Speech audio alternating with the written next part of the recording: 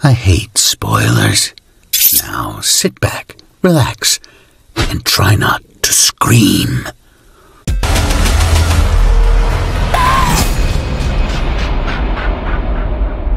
Hey, salut tout le monde! Aujourd'hui, je vous parle du film Scream 6. Allô? Tu veux faire un jeu? Tu sais que t'es le 10e à tenter de me faire la peau. Les fumiers masqués survivent jamais contre moi. Peut-être, mais t'en as jamais affronté un comme moi, Gale.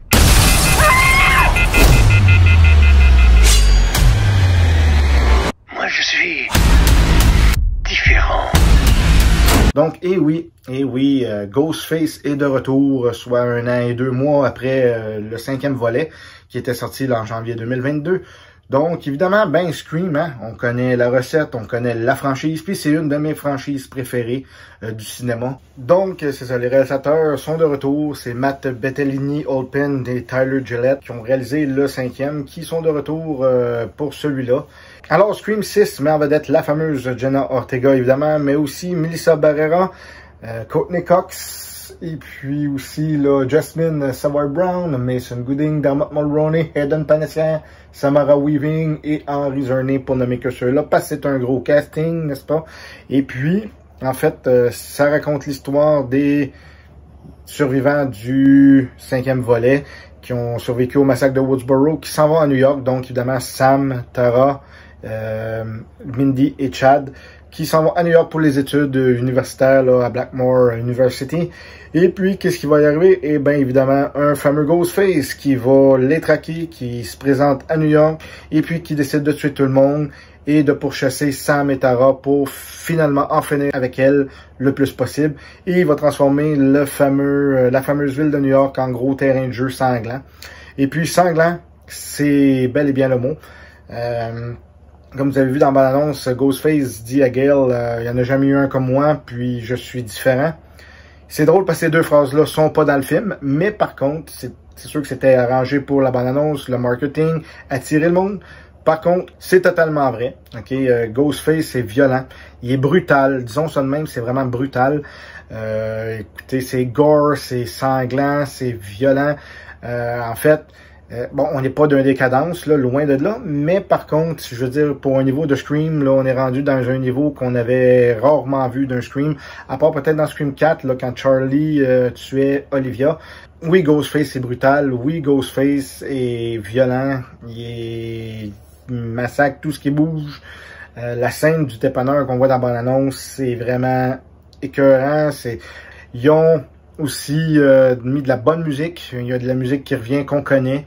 Nos fameux thèmes qu'on aime de la franchise Scream. Les acteurs, actrices sont tous très bons. Okay, sont tous très bons dans leur rôle. Évidemment, Jenna Ortega qui est dans le top ici, comme d'habitude. Puis, Melissa Barrera, là, dans le rôle de Sam, est meilleure que dans le 5e. Mais pas au niveau de Jenna Ortega, mais est meilleure. Elle a des émotions, elle est vraiment... le côté sombre puis dark qu'elle a peur de pencher vers, c'est réussi. Mindy est bonne aussi. Quoique c'est celle que j'aime le moins. Je trouve que, tu sais, oui, elle fait la nouvelle Randy, mais je ne sais pas, il y a quelque chose qui m'accroche pas dans son personnage. Elle est super sympathique, mais je sais pas, c'est pas ma préférée dans le Core 4, comme on peut dire. Gale, bien évidemment, là, Courtney Cox est toujours aussi excellente dans son rôle.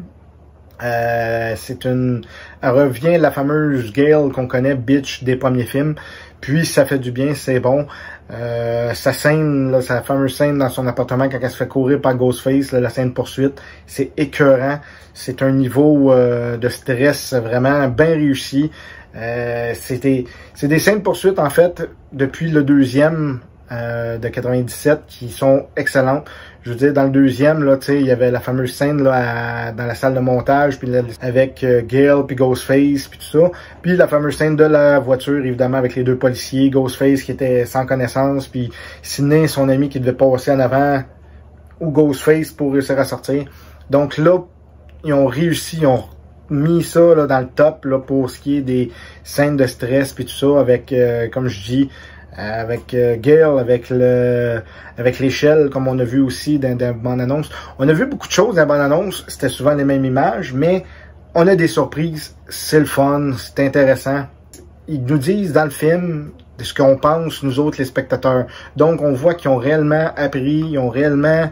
on voit qu'ils aiment la franchise, on voit qu'ils tiennent aux fans, puis qu'ils veulent faire plaisir aux fans.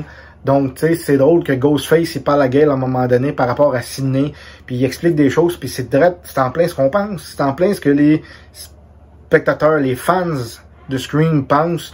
Donc, c'est drôle, tu dis... que Gale pense la même chose que nous autres, que Ghostface pense la même chose que nous autres, c'est parce qu'ils connaissent leur sujet, là. Donc aussi, il parle de Sidney, oui, c'est quelques fois là, dans le film. Il nous explique là pourquoi du comment qu'elle n'est pas là, puis c'est une très bonne idée. En fait, évidemment, on sait que dans la vraie vie, Neve Campbell n'a pas voulu revenir parce qu'elle n'a pas eu le salaire qu'elle voulait. Puis c'est correct, elle a bien le droit. Par contre, dans le film, évidemment, ça prenait une raison pour pas que Sidney soit dans le film. Puis, c'est super bien pensé. C'est simple, ok, c'est vraiment simple. Il n'y a rien d'original, il n'y a rien de extravagant. Elle n'est pas partie dans l'espace ou quelque chose. Attendez-vous pas à rien de super fou. Mais c'est simple, c'est bien dit. Puis tout le monde est d'accord avec ça. Il en parle dans le film que, ok, je suis d'accord, puis oui, je suis d'accord. Alors, tu sais, parfait. Donc, c'est numéro 1. Il y a le 7e là, qui est déjà là, en pré-production. Ils ont eu le feu vert pour faire là, le 7e film. Est-ce qu'elle va revenir? Je ne sais pas si Sidney va revenir, si Neve Campbell va réussir à voir ce qu'elle veut, puis qu'ils vont la ramener. Honnêtement, j'adore Neve Campbell, ok, ça a été un de mes premiers fantasmes, là, ok, au secondaire, avec les premiers Scream, tout ça, dans le 2e, 3e, avec ses cheveux courts, mon Dieu Seigneur. Mais, elle m'a pas manqué. Tu sais, je veux dire, oui, ça aurait été le fun de voir Neve Campbell, ça aurait été le fun de voir Sidney, mais là, elle est pas là, puis ça a pas rien changé. Je pense que c'est même encore mieux qu'elle soit pas là, parce qu'il n'y aurait pas eu de... C'est sûr que le scénario a été modifié par rapport à ce qu'il avait prévu, mais il n'y aurait pas eu d'explication, elle n'aurait pas eu sa place dans ce film-là, mettons, disons ça de même. Mais tu sais, regarde, ça va être à suivre, on verra bien. Donc, pour finir, oui, c'est ça, j'ai adoré le film. C'est excellent, j'ai été satisfait, j'étais renversé, c'est écœurant. La scène d'intro est incroyable, ok, c'est quelque chose qu'on n'avait jamais vu d'un Scream. C'est original. Après ça, ça part bang tout de suite, là, ça nous met, tu sais, en appétit, puis là t'es parti dans le film, ça arrête pas jusqu'à la fin. Évidemment, il y a quelques petits moments que c'est plus du jasage, puis il parle un peu, mais c'est normal.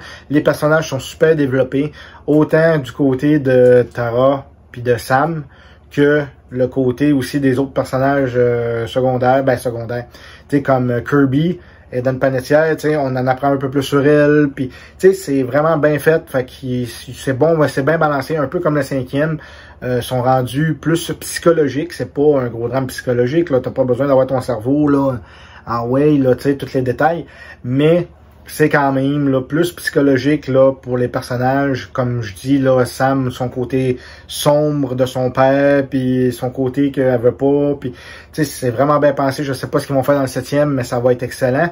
Il y a aussi, évidemment, la révélation finale.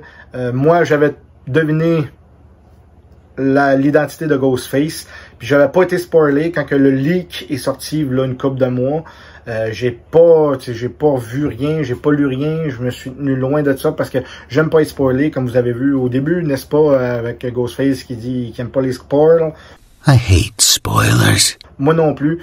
Ça enlève le fun, surtout d'un film comme Scream, qu'il y a un film d'enquête, c'est un film que faut que tu essaies de deviner c'est qui tu es. Si tu le sais d'avance, c'est plate. Oui, il y a le motif. C'est normal qu'on voit des choses qui ont déjà été faites. Puis après tout, je veux dire, tout a été fait. À un moment donné, c'est normal que ça revient sur les mêmes propos. Le motif, moi, je trouve qu'il est bon. C'est pas mal mieux que je dirais que dans le 5e que Richie Amber, il tue du monde parce que le 8e film, c'est de la merde. Le 8e film de Stab, c'est de la merde. Puis on va tuer du monde pour qu'il refasse un film sur l'histoire vraie de ce qui est arrivé parce que ça va être meilleur. Puis ça, c'est un petit peu niaiseux, faut le dire. Fait que, tu sais, mais là, ce qui est intéressant, c'est que dans celui-là, le 6e, qui est une suite, évidemment, de Scream 2022, de Scream 5, on apprend encore plus. Fait qu'on apprend plus de choses du pourquoi, du comment, du 5e. Fait que là, il y a le 5e, il y a le 6e, il y a... Fait que le 7e, je sais pas ce qu'il nous réserve, mais ça va être fou, puis ça va être écœurant. Oui, c'est sûr que c'est pas parfait. C'est sûr que c'est pas parfait. Aucun film est parfait. Ce que j'aime pas, c'est, mettons, les personnages qui servent de chair à canon. OK, il y a des victimes collatérales là-dedans qu'on sait même pas c'est qui. Je parle pas du dépanneur. Tu sais, le dépanneur, il rentre, puis là, il y en a un qui essaye de s'interposer et jouer le héros. C'est parfait. Ghostface le tue, puis c'est parfait. Tu sais, je veux dire, il y a une raison. Comme Mickey disait dans le 2e, quand Derek, là, il rentrait dans la maison là pour essayer d'aller voir où ce qui était le soir, puis qu'il s'était fait couper, Mickey disait, faut pas jouer au héros dans les années 90. Encore moins en 2023, tu sais. Fait que ça, c'est parfait. Puis, oui, c'est un détail, mais je veux dire, ça enlève rien au fait que Ghostface, OK, il tue, puis ça rajoute la notoriété à Ghostface parce qu'il y a plus de cadavres. Mais ça aurait été le fun, peut-être, de savoir qui c'était. Puis, tu sais, pas juste mettre des cadavres de même pour le fun. Mais comme je dis, c'est pas grave, ça nous enlève pas le plaisir, puis c'est le fun. L'autre petit point négatif que je dirais vite, c'est les personnages, là, que certains personnages qui peuvent se faire poignarder 20 fois, puis qui survivent. Donc, le syndrome que j'appelle le syndrome de Dewey. Dewey, ouais, c'est qui s'était fait poignarder, puis il vivait, il survivait, là, il y avait des séquelles. Mais, je veux dire, j'espère qu'ils commenceront pas à faire ça à plein de personnages pour tenter de augmenter la distribution, puis tout ça. Parce que là, il va y avoir trop de personnages, puis là, ça sera plus le fun. Il y a déjà les 4 survivants qu'on connaît du 5e qui sont dans celui-là. Plus, évidemment, Gale. Fait que là, ça fait 5. Là, à un moment donné, t'as Hayden Panettiere qui arrive, qui était une 6e. Je veux dire, si Sidney revient, tu sais, je veux dire, à un moment donné, faut pas qu'il y ait trop de personnages. Donc là, s'il y a des nouveaux qui arrivent, puis que là, il se fait poignarder 22 fois, puis il survit, il va-tu être dans le 7e? Tu sais, c'est ça qui est un peu bon. Mais c'est pas grave, comme je dis, ça enlève rien au plaisir de regarder le film. Donc, pour le film Scream 6, je lui donne la note de 9 sur 10. C'est réellement excellent. J'ai adoré, j'ai été totalement satisfait. Quand on va voir un Scream, on sait à quoi on s'attend. Tu sais, je veux dire, c'est comme un Vendredi 13, puis n'importe quel autre slasher. On sait dans quoi qu'on s'embarque. Donc, comme d'habitude, laissez dans les commentaires ce que vous en avez pensé, ce que vous avez aimé, pas aimé du film. Et puis, comme d'habitude, abonnez-vous si vous voulez. Laissez des petits pouces bleus pour m'encourager. N'oubliez pas de faire sonner la petite cloche pour avoir les prochaines notifications sur les prochaines critiques, prochaines vidéos que je vais faire. Et puis là-dessus, je vous souhaite une bonne journée. Amusez-vous bien. Et puis, bon film. Salut tout le monde. C'est moi que tu veux. Alors finissons-en.